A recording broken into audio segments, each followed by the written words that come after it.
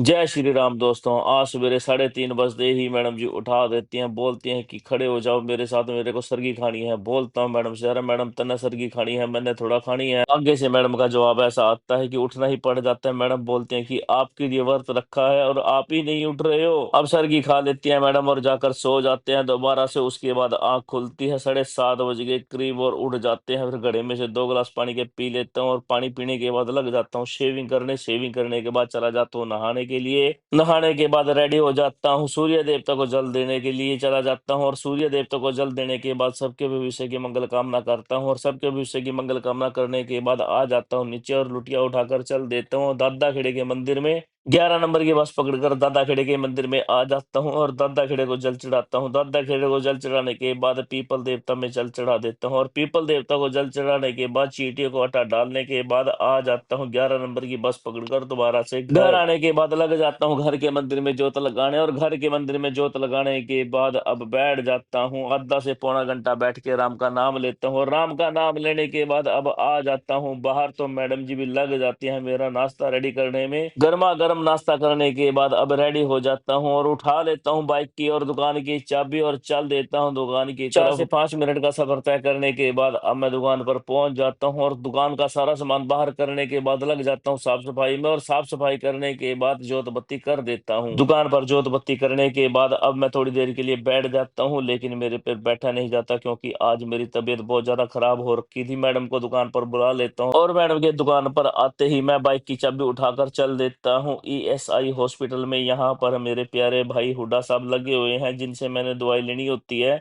15-20 minute के बाद मैं हॉस्पिटल में पहुंच जाता हूँ और हुड्डा साहब से दवाई लेने के बाद चल देता हूँ बाइक की चाबी उठा के दोबारा से अपनी दुकान पर। दुकान पर जाने के बाद मैं मेडिसिन ले लेता हूँ और इतने में ही मेरे पास दोबारा से फोन आ जाता है फैक्ट्री से कि आपकी गांठें ट्रांसपोर्ट पर पहुंच चुकी हैं, आप बिल देकर आ जाओ। अब मैं दोबारा से बिल बनाकर चल देता हूँ ट्रांसपोर्ट नगर की तरफ और थोड़ी देर के बाद पहुंच जाता हूँ ट्रांसपोर्ट पर। ट्रांसपोर्ट पर बिल देने के बाद अब मैं चला जाता हूँ दोबारा दुकान पर और मैडम जी चली जाती हैं घर और रेडी शेडी होने के बाद मेरे पास फोन आ जाता है जब मैडम जी बैठी होती हैं पूजा करने के लिए। आज करवा चौथ होता है तो बुआ जी के घर बैठ जाती है मैडम जी कथा सुनने के लिए और मेरे पास वीडियो कॉल आ जाती है।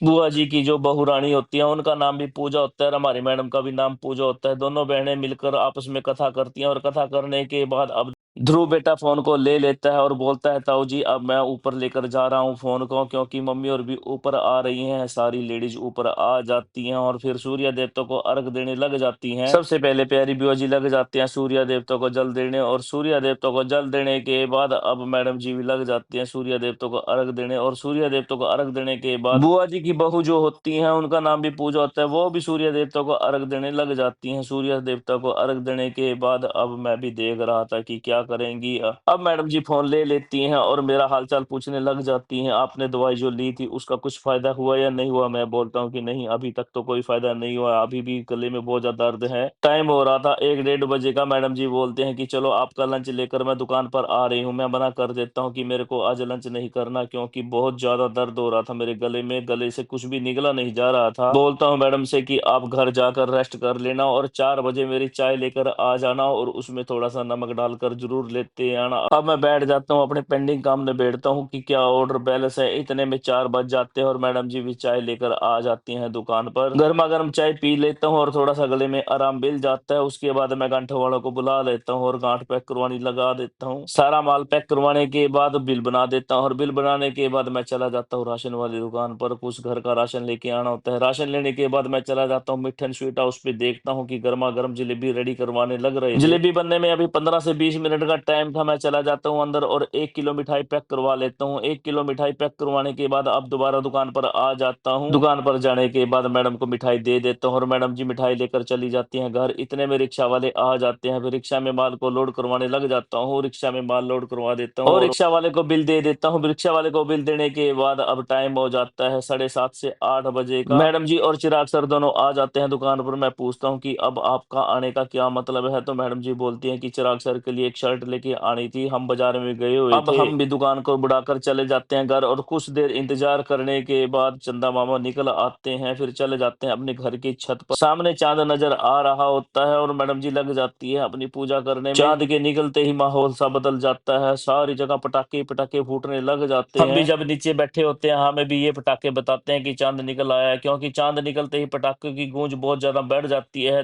अब मैडम जी भी चांद को अर्घ दे देती है, और चांद को अर्घ देने के बाद अपने चांद को देखने लग जाती है। छलनी में से देखने का क्या रिवाज होता है ये तो मुझे पता नहीं है, अगर आपको पता है तो कमेंट बॉक्स में जरूर बताएं कि छलनी में से चांद को क्यों देखा जाता है। अब मैडम जी भी लग जाती हैं छलनी में से चांद को देखने, और चांद को देखने के बाद अब मेरे को छलनी में से देख लेती हैं, और उसके बाद मेरी आरती करती हैं। आरती करते करते मैं भी मैडम से मजाक कर रहा था कि साल में एक बार आदमी औरत के लिए भगवान बन जाता है। अब मैडम जी भी आरती कर लेती हैं, और आरती करने के बाद मैं भी लग जाता हूँ मैडम को पानी पिलाने, और पानी पिलाने के बाद मैडम जी को मिठाई खिला देता हूँ। मिठाई खिलाने के बाद मैडम जी मेरे को मिठाई खिला देती हैं, और मेरे पैरों को हाथ लगाने के बाद मैं मैडम जी को आशीर्वाद दे देता हूँ। आशीर्वाद देने के बाद अब हम आ जाते हैं नीचे।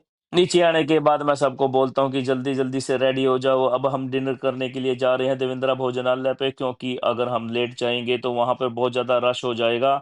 मैं भी जल्दी से बाइक की चाबी उठा लेता हूँ और चल देते हैं देवेंद्रा भोजनालय की तरफ। थोड़ी देर के बाद हम देवेंद्रा भोजनालय पे पहुंच जाते हैं, लेकिन वहां जाकर हमें सांस में सांस मिलती है कि अभी तक तो कोई नहीं आया। सबसे पहले रेस्टोरेंट में हम ही पहुंचते हैं, हमारे देखते देखते सारा रेस्टोरेंट खचाखच से भर जाता है। अब रेस्टोरेंट में पहुंचने के बाद मैडम को मेनू कार्ड थमा देता हूँ और बोलता हूँ कि आज का डिनर आपकी तरफ से होगा, जो आप मंगाओगे वो हम खाएंगे। अब सबसे पहले मैडम जी मंचूरियन का ऑर्डर दे देती हैं कि मेरे को मंचूरियन खाना है। मंचूरियन खाने के बाद अब हमारा बिल आ जाता है, उसके बाद हम लग जाते हैं खाना खाने। खाना खा लेते हैं, और उसके बाद मैडम जी की फरमाइश आ जाती है कि मेरे को स्टिक कुल्फी खानी है, लेकिन यहाँ पर स्टिक कुल्फी नहीं मिलती। उसके बाद हम चले जाते हैं घर की तरफ, और रास्ते में मेरे को ये वाडीलाल वाला कुल्फी वाला मिल जाता है, फिर इससे कुल्फी ले लेते हैं। इसी के साथ आज का व्लॉग यहीं समाप्त करता हूँ। सारे बहन भाइयों की मंगल कामना के साथ सुनील भाई की आप सबको राम राम।